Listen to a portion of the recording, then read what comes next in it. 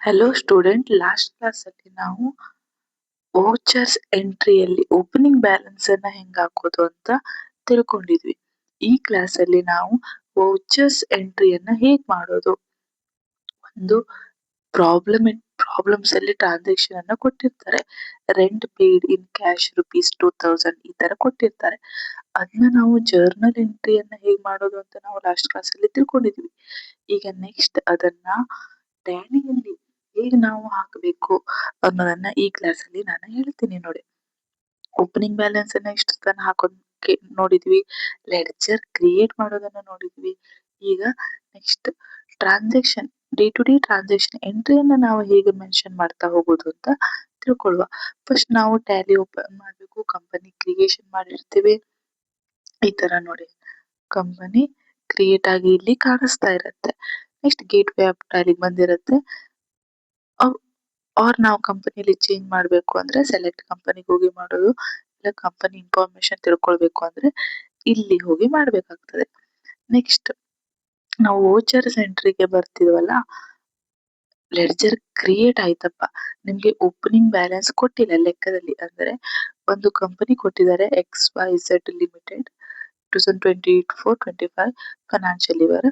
ಅದ್ರ transaction 1 2 3 4 rent paid, commission received, ಈ ತರ ಟ್ರಾನ್ಸಾಕ್ಷನ್ ಅನ್ನ ಕೊಟ್ಟಿದ್ದಾರೆ ಅಂತ ತಿಳ್ಕೊಳ್ಳಿ. ಪ್ರಾಬ್ಲಮ್ಸ್ ಅಲ್ಲಿ ಓಪನಿಂಗ್ ಬ್ಯಾಲೆನ್ಸ್ ಅನ್ನ ಕೊಟ್ಟಿಲ್ಲ, ಅವಾಗ ನೀವೇನ್ ಮಾಡ್ಬೇಕು ಅಂದ್ರೆ ಕಂಪನಿಯನ್ನ ಕ್ರಿಯೇಟ್ ಮಾಡ್ಬೇಕು. ಫಸ್ಟ್ ಕಂಪನಿ ಇನ್ಫಾರ್ಮೇಶನ್ ಅಲ್ಲಿ ಹೋಗಿ ಕಂಪನಿಯನ್ನ ಕ್ರಿಯೇಟ್ ಮಾಡ್ಬೇಕು. ಅವ್ರ ಟ್ಯಾಲಿಯನ್ನ ಸ್ಟಾರ್ಟ್ ಮಾಡಿದಾಗ ಅಲ್ಲಿ ಕ್ರಿಯೇಟ್ ಕಂಪನಿಗೆ ಹೋಗಿ ಕಂಪನಿಯನ್ನ ಕ್ರಿಯೇಟ್ ಮಾಡ್ಬೇಕು. ನೆಕ್ಸ್ಟ್ ಲೆಡ್ಜರ್ ಅನ್ನ ಮಾಡ್ಬೇಕಾಗ್ತದೆ. ಲೆಡ್ಜರ್ ಎಂಟ್ರಿಯನ್ನ ಲೆಡ್ಜರ್ ಅನ್ನ ಕ್ರಿಯೇಟ್ ಮಾಡ್ಬೇಕಾಗ್ತದೆ. ಲೆಡ್ಜರ್ ಕ್ರಿಯೇಟ್ ಹೇಗ್ ಮಾಡೋದು ಅಂತ ನಾನು ಲಾಸ್ಟ್ ಕ್ಲಾಸ್ ಅಲ್ಲಿ ಹೇಳಿದ್ದೆ. ಆ ಲೆಡ್ಜರ್ ಕ್ರಿಯೇಟ್ ಮಾಡಿದಾಗ ಅದಕ್ಕೆ ಅಮೌಂಟ್ ಹೇಗಾಗ್ಬೇಕು ಅಂತ ನಾನು ಈ ಕ್ಲಾಸ್ ಅಲ್ಲಿ ಹೇಳ್ತೀನಿ. ಟ್ರಾನ್ಸಾಕ್ಷನ್ ಅಂದ್ರೆ ರೆಂಟ್ ಪೇಡ್ ಇನ್ ಕ್ಯಾಶ್ ಅಂತ ಕೊಟ್ಟಿದ್ರೆ ರೆಂಟ್ ಅಕೌಂಟ್ ಮತ್ತು ಕ್ಯಾಶ್ ಅಕೌಂಟ್ ಎರಡೂ ಕೂಡ ಕ್ರಿಯೇಟ್ ಮಾಡ್ಬೇಕಾಗ್ತದೆ. ಟ್ಯಾಲಿಯಲ್ಲಿ ನಮಗೆ ಕ್ಯಾಶ್ ಮತ್ತು P&L ಅಕೌಂಟ್ ಅನ್ನೋ ಲೆಡ್ಜರ್ ಅನ್ನ ಕ್ರಿಯೇಟ್ ಮಾಡೋ ಅವಶ್ಯಕತೆ ಇರುವುದಿಲ್ಲ, ಅದು ಆಲ್ರೆಡಿ ಟ್ಯಾಲಿಯಲ್ಲಿ ಕ್ರಿಯೇಟ್ ಆಗಿ ಇರುತ್ತೆ. ಇನ್ನುಳಿದ ಬ್ಯಾಂಕ್ ಅಕೌಂಟ್ ಇರ್ಬೋದು, ಮಷಿನರಿ ಅಕೌಂಟ್ ಇರ್ಬೋದು, ಪರ್ಸನಲ್ ಅಕೌಂಟ್ ಇರಬೇಕು, ಇವೆಲ್ಲವನ್ನ ನಾವು ಕ್ರಿಯೇಟ್ ಮಾಡ್ಬೇಕಾಗ್ತದೆ. ಈಗ ಮುಂದೆ ಮುಂದೆ ಹೇಳ್ತಾ ಹೋದಂಗೆ ನಿಮಗೆ ಇವೆಲ್ಲ ಅರ್ಥ ಆಗ್ತಾ ಹೋಗ್ತದೆ. ಹೇಳ್ತೀನಿ ತಡಿ ಸ್ವಲ್ಪ ಇಲ್ಲಿ. ಈಗ ನಾವೇನ್ ಮಾಡ್ತೀವಿ ಅಂದ್ರೆ ಇಲ್ಲಿ ಅಕೌಂಟಿಂಗ್ ವೋಚರ್ಸ್ ಅಲ್ಲಿ ಬರ್ತೀವಿ. ಸಾರಿ, ಅಕೌಂಟಿಂಗ್ ವೋಚರ್ಸ್ ಅಲ್ಲಿ ಬರ್ತೀವಿ ನೋಡಿ.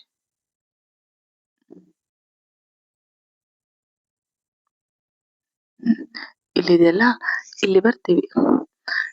ಈ ತರ ಇದೆ ನಮಗೆ transaction. Rent account, rent paid in cash ಅಂತ ಇದೆ.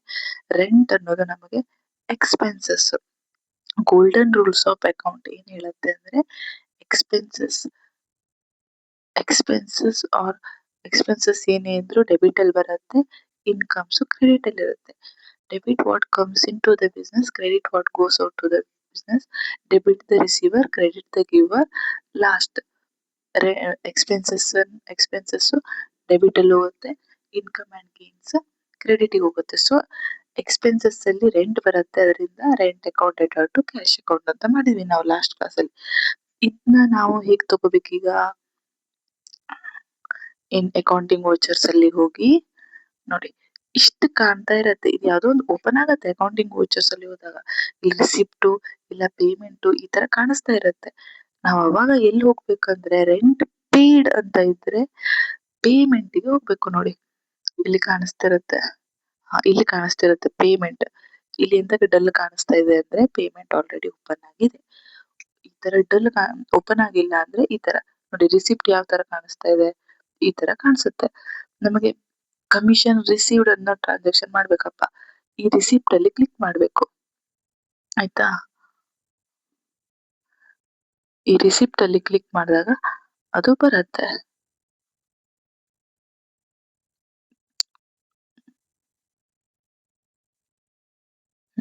ರಿಸಿಪ್ಟ್ ಅಲ್ಲಿ ಕ್ಲಿಕ್ ಮಾಡ್ಬೇಕು. ಈಗ ಅಮೌಂಟ್ ಪೇಡ್ ಆಗಿಲ್ಲ ಅಥವಾ ಹಾಗೆ ಹೋಲ್ಡ್ ಅಲ್ಲಿ ಇದೆ ಅಂದ್ರೆ ಜರ್ನಲ್ ಎಂಟ್ರಿ ಹೋಗ್ಬೇಕು. ಸೇಲ್ಸ್ ಆಗಿದ್ರೆ ಸೇಲ್ಸ್ ಹೋಗ್ಬೇಕು. ಪರ್ಚೇಸ್ ಆಗಿದ್ರೆ ಪರ್ಚೇಸ್ ಇರ್ಬೇಕು. ಬ್ಯಾಂಕ್ ಮತ್ತು ಬ್ಯಾಂಕ್ ಕ್ಯಾಶ್ ನಡುವೆ ಆಗ್ತಾ ಇದೆ ಅಂದ್ರೆ ಟ್ರಾನ್ಸಾಕ್ಷನ್ ಎರಡೂ ಕಡೆ ಆಗಿದೆ ಅಂದ್ರೆ ಕೌಂಟರ್ ಹೋಗ್ಬೇಕು. ಇಷ್ಟ ಎಂಟ್ರಿಯನ್ನ ಮಾಡ್ಬೇಕಾಗ್ತದೆ ನೋಡಿ. ಈಗ ಓಪನ್ ಮಾಡ್ಕೊಂಡಿರ್ತೀವಿ. ನಾವು ಲೆಡ್ಜರ್ ಅನ್ನು ಆಲ್ರೆಡಿ ಕ್ರಿಯೇಟ್ ಮಾಡಿದೀವಿ ಅಂತ ಆಯ್ತು. ಅವಾಗ ಏನ್ ಮಾಡ್ಬೇಕು, ಲೆಡ್ಜರ್ ಆಲ್ರೆಡಿ ಕ್ರಿಯೇಟ್ ಆಗಿತ್ತು ಅಂತ ಹೇಳಿದ್ರೆ ನಾವೇನ್ ಮಾಡ್ಬೇಕಂದ್ರೆ ಈ ತರ ಪೇಮೆಂಟ್ ಅಲ್ಲಿ ಹೋಗಿ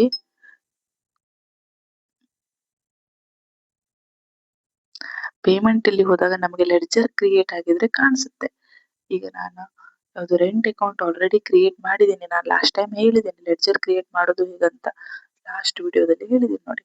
ಆ ಲಾಸ್ಟ್ ವಿಡಿಯೋ ನೋಡಿದ್ರೆ ನಿಮಗೆ ಲೆಡ್ಜರ್ ಕ್ರಿಯೇಟ್ ಹೇಗ್ ಮಾಡೋದು ಅಂತ ಗೊತ್ತಾಗುತ್ತೆ. ಅವಾಗ ಕ್ರಿಯೇಟ್ ಮಾಡಿದ್ರಿ ಅಂದ್ರೆ ಇಲ್ಲಿ ಕಾಣಿಸುತ್ತೆ ಲೆಡ್ಜರ್ ಅಕೌಂಟ್, ಬ್ಯಾಂಕ್ ಅಕೌಂಟ್, ಹಂಗೆ ಮಷಿನರಿ ಅಕೌಂಟ್. ನೀವ್ ಯಾವ್ಯಾವ್ದನ್ನ ಕ್ರಿಯೇಟ್ ಮಾಡಿರ್ತೀರಾ ಅವಷ್ಟೇ ಇಲ್ಲಿ ಶೋ ಆಗುತ್ತೆ.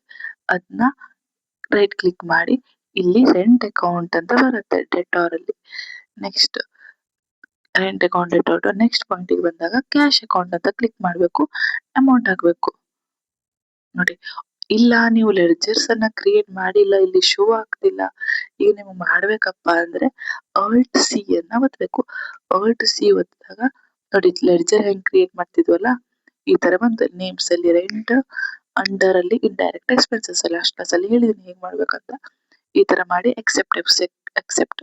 ಬೇರೆ ಏನು ಚೇಂಜಸ್ ಮಾಡೋದಿಲ್ಲ. ಮಾಡಿದಾಗ ಲೆಡ್ಜರ್ ಕ್ರಿಯೇಟ್ ಆಗ್ತದೆ ನೋಡಿ. ಈ ತರ rent account, debtor, cash account. ಇಲ್ಲಿ ಅಮೌಂಟ್ ಹಾಕ್ಬೇಕು. ಈಗ ನಾನು ಟ್ಯಾಲಿ ಮಾಡ್ಬೇಕಾದ್ರೆ ಒಂದು ಪ್ರಾಬ್ಲಮ್ ಅನ್ನ ನೋಡಿದೀನಿ. ಯಾವ ತರ ಅಂದ್ರೆ ಹೇಳ್ತೀನಿ ತಡೀರಿ. ಇಲ್ಲಿ ಎಕ್ಸೆಪ್ಟ್ ಅಂತ ಬರುತ್ತಲ್ವಾ, ಅಂದ್ರೆ ನಿಮ್ದೆಲ್ಲ ಕರೆಕ್ಟ್ ಇದೆ ಅಂತ ನಾನು ಎಸ್ ಕೊಡ್ತೀನಿ ಅಂತ ಬರುತ್ತೆ. ಈ ಎಸ್ ಅನ್ನೋದು ಮಾಡ್ಬೇಕಾದ್ರೆ ಪ್ರೆಸ್ ಆಗಲ್ಲ, ನಿಮಗೆ ಎರರ್ ಅಂತ ಕಾಣಿಸುತ್ತೆ. ಇದು ಏನಕ್ಕೆ, ನಿಮ್ಮ ಡೇಟ್ ಮತ್ತು ಟ್ರಾನ್ಸಾಕ್ಷನ್ ಡೇಟ್ ಚೇಂಜಸ್ ಇದೆ ಅಂತ ಕಾಣಿಸುತ್ತೆ. ಏನಕ್ಕಂದ್ರೆ ನೀವು ಕಂಪನಿ ಸ್ಟಾರ್ಟ್ ಮಾಡ್ಬೇಕಾದ್ರೆ ಕಂಪನಿಯ ಇನ್ಫಾರ್ಮೇಶನ್ ತುಂಬಬೇಕಾದ್ರೆ ನೀವು ಡೇಟ್ ಹಾಕಿರ್ತೀರಾ ಕರೆ. ಬಟ್ ಇಲ್ಲಿ ಒಂದು ಸೆಟ್ ಮಾಡೋದಿರುತ್ತೆ. ಇಲ್ಲಿ ಡೇಟ್ ಇದೆಯಲ್ವಾ, ಇಲ್ಲಿ ಹೋಗ್ಬೇಕು. ಇದಕ್ಕಿಂತ ಮೊದಲು ಹಿಂಗೇನಾದ್ರು ಆಯ್ತು, ನಿಮ್ಮ ಪ್ರಾಬ್ಲಮ್ಸ್ ಮಾಡ್ಬೇಕಾದ್ರೆ ಅರೈಸ್ ಆಯ್ತು ಅಂದ್ರೆ ಸಿಸ್ಟಮ್ ನಲ್ಲಿ ಈ ತರ ವಾಪಸ್ ಕ್ವಿಟ್ಟಿಗೆ ಹೋದ್ರೆ ವಾಪಸ್ ಬರುತ್ತೆ. ಎಲ್ಲಿ ಗೊತ್ತಾ,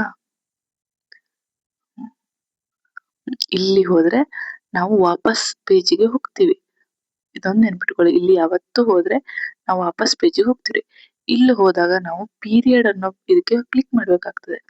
ಪೀರಿಯಡ್ ಗೆ ಹೋದಾಗ ಅಲ್ಲಿ ಕೇಳತ್ತೆ ನಿಮ್ಮ ಫೈನಾನ್ಷಿಯಲ್ ಇಯರ್ ಯಾವುದು, ಅಕೌಂಟಿಂಗ್ ಇಯರ್ ಯಾವುದು ಅಂತ. ಅದನ್ನು ನಿಮಗೆ ಪ್ರಾಬ್ಲಮ್ ಅಲ್ಲಿ ಅಥವಾ ನಿಮಗೆ ಗೊತ್ತಿರೋ ಅಕೌಂಟಿಂಗ್ ಇಯರ್ ಅನ್ನ ಹಾಕಿ ನೆಕ್ಸ್ಟ್ ಡೇಟಿಗೆ ಹೋಗ್ಬೇಕು. ಟ್ರಾನ್ಸಾಕ್ಷನ್ ಡೇಟ್ ಸ್ಟಾರ್ಟ್ ಆಗಿದ್ದು ಯಾವುದು ಅಂತ ಅದನ್ನು ನೀವು ಹಾಕಿದ್ರಿ ಅಥವಾ ಆಟೋಮೆಟಿಕ್ ಸೆಟ್ ಆಯ್ತು ಬಂತು ಅಂದ್ರೆ, ಪೀರಿಯಡ್ ಸೆಟ್ ಮಾಡಿದ್ರಿ ಅಂದ್ರೆ ಡೇಟ್ ಆಟೋಮೆಟಿಕ್ ಕಾಣಿಸುತ್ತೆ. ಎಕ್ಸೆಪ್ಟ್ ಕೊಟ್ಟಾದ್ಮೇಲೆ ಲೆಡ್ಜರಿಗೆ ಬನ್ನಿ.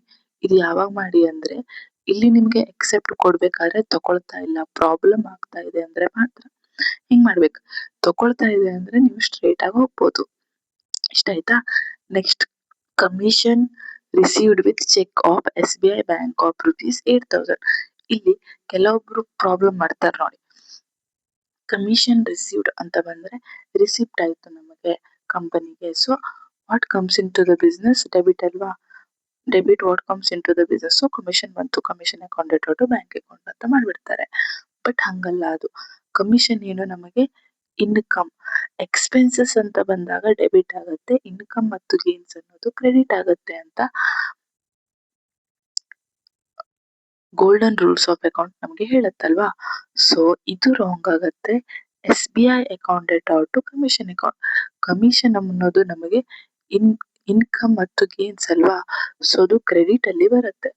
ಇದು ಒಂದು ನೆನ್ಪಿಟ್ಕೊಳ್ಳಿ. ಕ್ವಶನ್ ಅಲ್ಲಿ ಎಕ್ಸ್ಪೆನ್ಸಸ್ ಮತ್ತು ಇನ್ಕಮ್ ಬಗ್ಗೆ ಕೊಟ್ರು ಅಂದ್ರೆ ಅದು ಡೆಬಿಟ್ ಆಗತ್ತಾ ಕ್ರೆಡಿಟ್ ಆಗತ್ತಾ ಸ್ವಲ್ಪ ಕನ್ಫ್ಯೂಸ್ ಆಗುತ್ತೆ. ಬಾಕಿ ಸೇಲ್ಸ್ ಆಗಿದ್ದು, ಪರ್ಚೇಸ್ ಆಗಿದ್ದು, what comes in what goes out, ಇದನ್ನೊಂದೇ ನೆನ್ಪಿಟ್ಕೊಂಡ್ರಾಯ್ತು. ಈ ತರ ಅಂದ್ರೆ ನಮಗೆ ಲೆಡ್ಜರ್ ಅಲ್ಲಿ ಒಂದು ಬ್ಯಾಂಕ್ ಅಕೌಂಟ್ ಕ್ರಿಯೇಟ್ ಆಗಿರ್ಬೇಕು, ಇನ್ನೊಂದು ಕಮಿಷನ್ ಅಕೌಂಟ್ ಕ್ರಿಯೇಟ್ ಆಗಿರ್ಬೇಕು ಅಲ್ವಾ.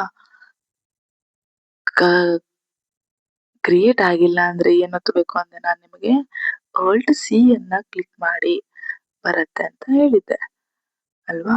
ಅದೇ ತರ ನೋಡಿ, ಅಕೌಂಟಿಂಗ್ ಇನ್ಫಾರ್ಮೇಶನ್ಗೆ ಹೋಗಿ ಇದರಲ್ಲಿ ಅಕೌಂಟಿಂಗ್ ವೌಚರ್ಸ್ ಅಲ್ಲಿ ಹೋದ್ರು ಅಂದ್ರೆ ಈ ತರ ಪೇಜಸ್ ಓಪನ್ ಆಗುತ್ತೆ. ಯಾವ ತರ? ಈ ತರ ಪೇಜಸ್ ಓಪನ್ ಆಗಿರುತ್ತೆ. ಅವಾಗ ಅದರಲ್ಲಿ ನಾವು ರಿಸಿಪ್ಟಿಗೆ ಬರೋ ತರ ಮಾಡ್ಬೇಕು. ನಿಮಗೆ ಶಾರ್ಟ್ ಕಟ್ ಕೀಸ್ ನಾನು ನೆನ್ಪಿಟ್ಕೊಳಕ್ ಹೇಳಿದ್ದೆ ಅಲ್ವಾ? Alt+F6 is receipt. ನಿಮಗೆ ಒಂದೊಮ್ಮೆ ನೆನಪಿಲ್ಲ ಅಂದ್ರೆ ಸ್ಕ್ರೀನ್ ಅಲ್ಲಿ ಶೋ ಆಗ್ತಾ ಇರ್ತದೆ. ಮೌಸ್ ಮೂಲಕ ಹೋಗಿ ಕ್ಲಿಕ್ ಮಾಡಿ. ಆಯ್ತಾ? ರಿಸಿಪ್ಟ್ ಬಂತು. ರಿಸಿಪ್ಟ್ ಬಂದಾಗ ಕ್ರಿಯೇಟ್ ಆಗಿಲ್ಲ ಅಂದ್ರೆ Alt+C ಮಾಡ್ಕೊಂಡು ಲೆಡ್ಜರ್ ಅನ್ನ ಕ್ರಿಯೇಟ್ ಮಾಡಿ ಅವಾಗ ಈ ಸೈಡ್ ಅಲ್ಲಿ ಶೋ ಆಗ್ತಾ ಇರುತ್ತೆ ನಿಮಗೆ ಏನ್ ಬೇಕು ಅಂತ. ಕ್ರೆಡಿಟ್ ಅಲ್ಲಿ ಕಮಿಷನ್ ಬರಬೇಕು. ಇಲ್ಲಿ ಕ್ರೆಡಿಟ್ ಇದ್ರೆ ಯಾವ್ದು ಬರುತ್ತೆ, ಡೆಬಿಟ್ ಇದ್ರೆ ಯಾವ್ದು ಬರುತ್ತೆ ಅಂತ ನೀವು ನೋಡ್ಕೊಳ್ಳಿ. ಅಮೌಂಟ್ ಹಾಕ್ಬೇಕು. Enter enter enter. ಇಷ್ಟೇ. ನೆಕ್ಸ್ಟ್ ಸೇಲ್ಸ್ ಇದ್ರೆ ಲೆಡ್ಜರ್ ಕ್ರಿಯೇಟ್ ಆಗಿರುತ್ತಲ್ವಾ? ಸೇಲ್ಸ್ ಇದ್ರೆ ಇಲ್ಲಿ ನೋಡಿ, ಇಲ್ಲಿ ಸೇಲ್ಸ್ ಅಲ್ಲಿ ಹೋಗ್ಬೇಕು. ಸೇಲ್ಸ್ ಅನ್ನೋ ಎಂಟ್ರಿಯನ್ನ ವೌಚರ್ ಎಂಟ್ರಿಯನ್ನ ಸ್ಟಾರ್ಟ್ ಮಾಡಿ ಅಲ್ಲಿ ಹೋಗಿ ಯಾವ್ದು ಡೆಬಿಟ್ ಯಾವ್ದು ಕ್ರೆಡಿಟ್ ಅಮೌಂಟ್ ಹಾಕ್ಬೇಕು. ಪರ್ಚೇಸ್ ಅಂತ ಟ್ರಾನ್ಸಾಕ್ಷನ್ ಇದ್ರೆ ಪರ್ಚೇಸಿಗೆ ಹೋಗ್ಬೇಕು. ಪೇಮೆಂಟ್ ಇದ್ರೆ ಪೇಮೆಂಟ್. ಬ್ಯಾಂಕ್ ಕ್ಯಾಶ್ ರಿಸೀವ್ಡ್ ಇನ್ ಬ್ಯಾಂಕ್ ಅಂತ ಬಂದ್ರೆ ಕ್ಯಾಶ್ ಮತ್ತು ಬ್ಯಾಂಕ್ ಅನ್ನೋ ಟ್ರಾನ್ಸಾಕ್ಷನ್ ಅಲ್ವಾ? ಸೊ ಅದು ಕಾಂಟ್ರಾ ಎಂಟ್ರಿಗೆ ಹೋಗುತ್ತೆ. ಕಾಂಟ್ರಾದಲ್ಲಿ ಹೋಗಿ ಕ್ಯಾಶ್ ಮತ್ತು ಬ್ಯಾಂಕಿಗೆ ಅಮೌಂಟ್ ಹಾಕಿದ್ರೆ ಆಯ್ತು.